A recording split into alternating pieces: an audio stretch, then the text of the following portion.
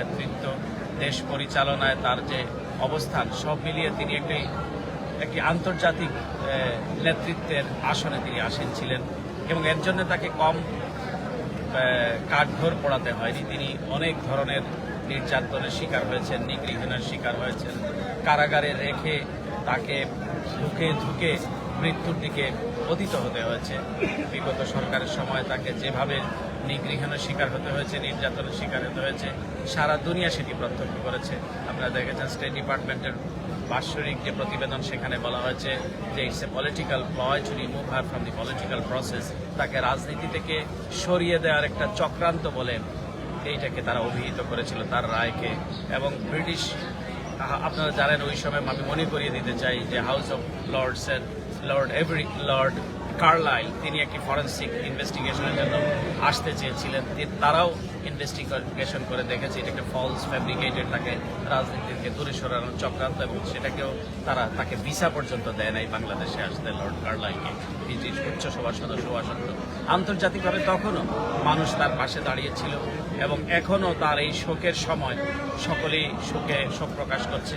বিভিন্ন মিশন সময় আপনারা জানেন তার জন্য শোক বই খোলা হয়েছে, সেখানে সকলে বিভিন্ন রাষ্ট্রপ্রধান, সরকার প্রধান, অ্যাম্বাসেডার্স তারা স্বাক্ষর প্রকাশ করছেন। এখানে আমাদের প্রতিবেশী রাষ্ট্র, আমাদের আঞ্চলিক রাষ্ট্রসমূহের প্রতিনিধিরা সেখানে জানাজায় অংশ নিয়েছেন। সব মিলিয়ে পুরো পৃথিবী এই শোক প্রকাশ করছে এবং বাংলাদেশের জন্য তো বটেই।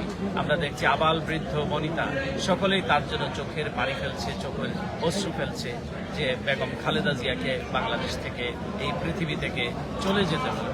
তো এটি আমাদের জন্য, আমরা চাইব যে তার যে লিগেসি, তার লিগেসি হচ্ছে ডেমোক্রেসি, তার লিগেসি হচ্ছে ইকোনমিক ডেভেলপমেন্ট, তার লিগেসি হচ্ছে অর্থনৈতিক সমৃদ্ধি, প্রাইমারি এডুকেশন, মেয়েদের ক্ষমতায়ন, ওমেন এম্পাওয়ারমেন্ট।